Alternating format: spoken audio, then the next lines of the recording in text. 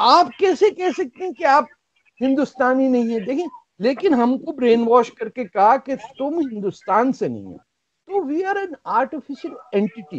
India में जब कराची था तब शिवरात्रि किस तरह मनाई जाती थी कराची में। नमस्कार दोस्तों, हमारे चैनल में आपका स्वागत है। आपने इतिहास में शायद पढ़ा होगा कि भारत पर मुस्लिम शासकों ने करीब करीब 800 साल तक अलग अलग भागों में राज किया है। इन मुस्लिम शासकों ने अपने शासन के दौरान अलग अलग तरीके से भारत के लोगों का धर्म परिवर्तन किया, जिसकी वजह से भारत और भारत के आसपास के देश जो कि पहले भारतवर्ष का ही पूरा हिस्सा थे, उसमें आज बड़ी तादाद में मुस्लिमों की संख्या देखी जा सकती है। जिसका मतलब है कि भारत हो या पाकिस्तान या फिर बांग्लादेश, जिसका मतलब ये हुआ कि भारत, पाकिस्तान या बांग्लादेश में आज जितने भी मुस्लिम रह रहे हैं उनमें से ज्यादातर मुस्लिमों के पूर्वज हिंदू थे। दोस्तों, ये भारतवर्ष का सच है, इसको कोई चाह कर भी नकार नहीं सकता। दोस्तों, मुस्लिम शासक आने से पहले भारतवर्ष में कहीं पर भी इस्लाम का अस्तित्व ही नहीं था, पर कट्टर सोच के लोग ये सच को हमेशा नकारते रहते हैं। आज की इस वीडियो में आरजू काजमी और तारिक फतेह इसी विषय पर बात कर रहे हैं।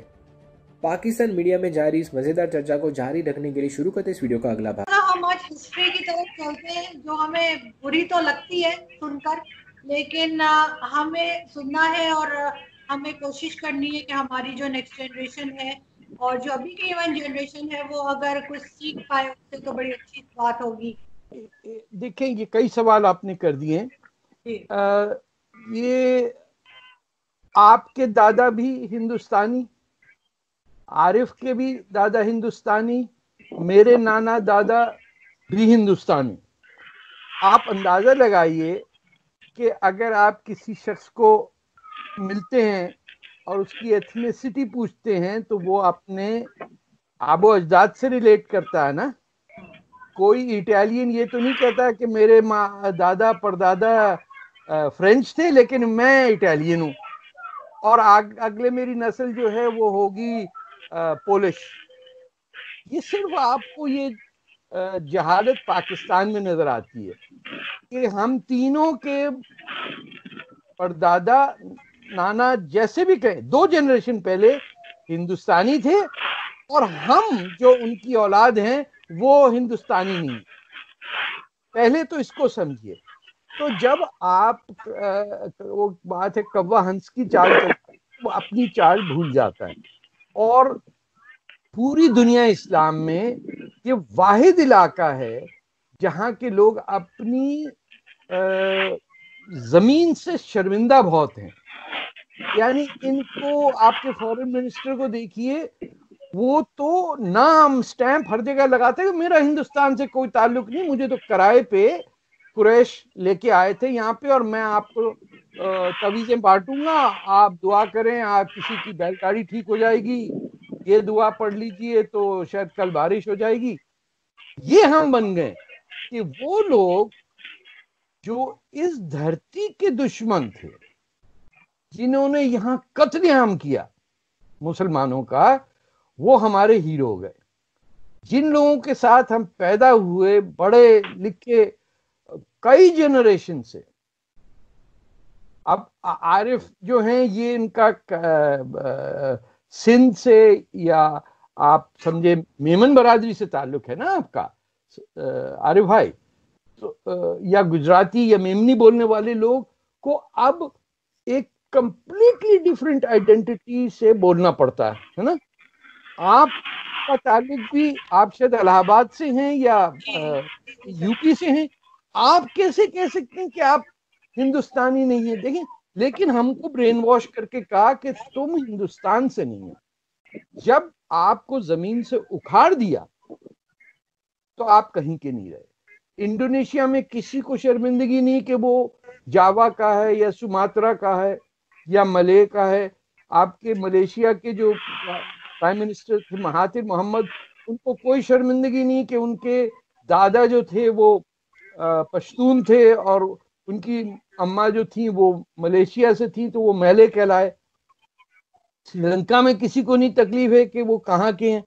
ये हमारी बदकिस्मती है कि हमने अपने आप को और दूसरों को, ये सिर्फ नहीं बंगालियों को कहा तुम अरब की गुलामों, उन्होंने 2 थप्पड़ लगाए, खत्म कर दिया। 25 साल में किस्सा ही क्लोज कर दिया। जिन्होंने पाकिस्तान बनाया, जो पाकिस्तान है वहां आप किसी पंजाबी से पंजाबी में बात नहीं कर सकते ऑन टेलीविजन। पिछले 70 साल में आपके किसी नेटवर्क पे किसी पंजाबी ने एक दूसरे से पंजाबी बात नहीं की है। क्यों? शर्मिंदा है अपनी जबान से, अपनी जमीन से। हम सब आर्टिफिशियल बन गए। हमारा कल्चर हो गया नाजवा नंबर 1, नंबर 2, पापोश नगर का अलग, गुरु मंदिर वाले अलग, इस्लामाबाद वाले अलग, रावलपिंडी वाले बिल्कुल अलग। तो we are an artificial entity. और ये हमारे हिस्ट्री के अजीज की छोटी सी किताब है, द मर्डर ऑफ हिस्ट्री, वही पढ़ लें, दैट इज इनफ। लेकिन आपको नहीं पढ़ाया जाएगा। और सबसे दुखी बात है कि जितने पाकिस्तानी पढ़े लिखे होते हैं उतने ही ज्यादा जाहिल होते हैं।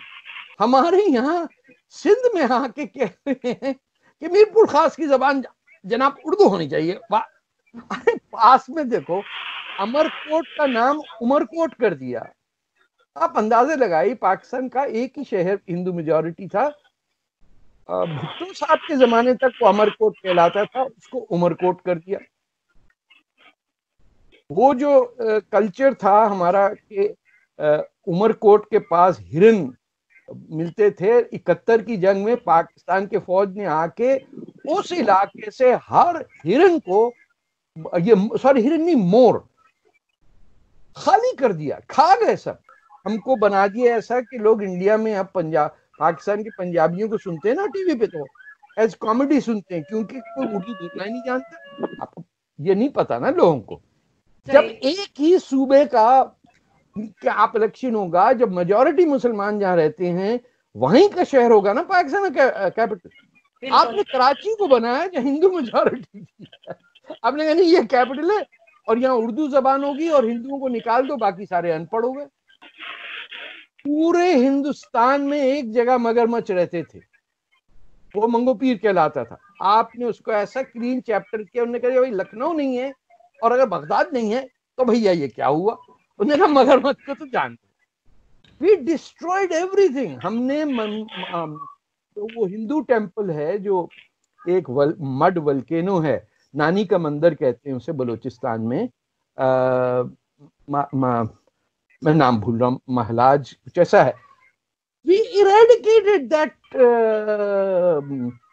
क्या कहते हैं, जो हिंदू रिचुअल था कि हिंदुस्तान से लोग बलूचिस्तान जाते थे एनुअल अपनी हज टाइप के लिए, we cut it out completely.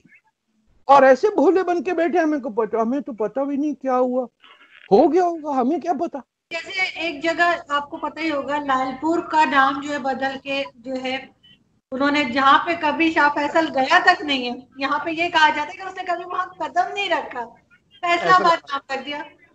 जी बताइए जी आरिफ साहब, मैं आपकी तरफ आती हूँ। आपने जैसे बात सुनी अभी तारिक फतेह साहब की, आरिफ साहब। थैंक यू वेरी मच आरजू साहिबा। और सबसे पहले मेरे लिए, मैं बता नहीं सकता अल्फाज में कि मैं अपने गुरुजी के सामने पहली बार बैठ कर बात कर रहा हूँ। तो बहुत सीखा है मैंने, ही इज मेंटर। मैं उनको देख के सीख के आगे बढ़ा हूँ और मैं उनकी एक एक चीज को फॉलो करता हूँ। थैंक यू तारिक भाई for everything. Now coming to the point, Karachi में एक आराम बाग है, वो भी राम बाग होता था जी, उसको आराम बाग बना दिया। इन्होंने हर चीज तब्दील कर दी। कल रात मैंने ट्विटर पे एक तस्वीर शेयर की है कि इंडिया में जब कराची था तब शिवरात्रि किस तरह मनाई जाती थी कराची में। जी, और मुझे एक सिंधी दोस्त ने मुझे शिकवा किया है कि मैंने अपनी एक वीडियो में कहा था कि कराची में 47 से पहले कोई सिंधी नहीं था। तो मैंने ऐसा कभी नहीं कहा। मैंने हमेशा ये कहा है कि ये जो शहर है ना कराची, ये 47 में एक डेवलप्ड अर्बन सिटी था और उसके जो मोहम्मर थे ना वो पारसी और हिंदू सिंधी थे। और 47 में वो सारे हिंदू सिंधी भगा